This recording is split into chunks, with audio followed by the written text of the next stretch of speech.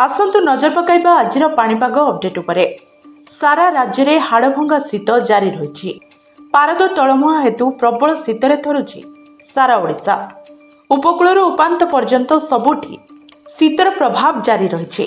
संध्या 7 रु तापमात्रा ह्रास आरंभ हो राति 10 बेलू कालुआ शीत पड़ जाउछि।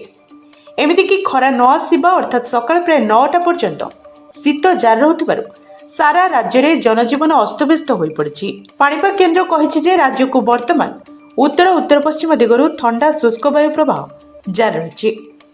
यह प्रभाव में राज्यर अधिकांश स्थान में तापमात्रा ह्रास होगा सह अनेक स्थान में तापमात्रा स्वाभाविक तुलन में कम रही।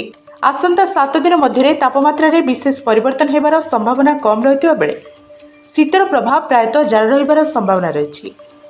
यह व्यतीत परवर्ती 2 दिन में राज्यर किछि स्थान में शीतलहरी स्थिति सृष्टि नहीं पाणीपाग केन्द्र आकलन करिछि। विशेषकर अनुगुल, झारसुगुड़ा, खोर्धा और जगतसिंहपुर में 2 दिन शीतलहरी आशंका करी पाणीपाग केन्द्र एही जिल्लागुड़िक पई येलो अलर्ट जारी करिछि। एही 2 दिन में किछि स्थान में घन कुहुड़ी मध्य आशंका करा जायछि। 2 दिन मध्य सुंदरगढ़, कोरापुट और कंधमाल में घन कुहुड़ी आशंका रही।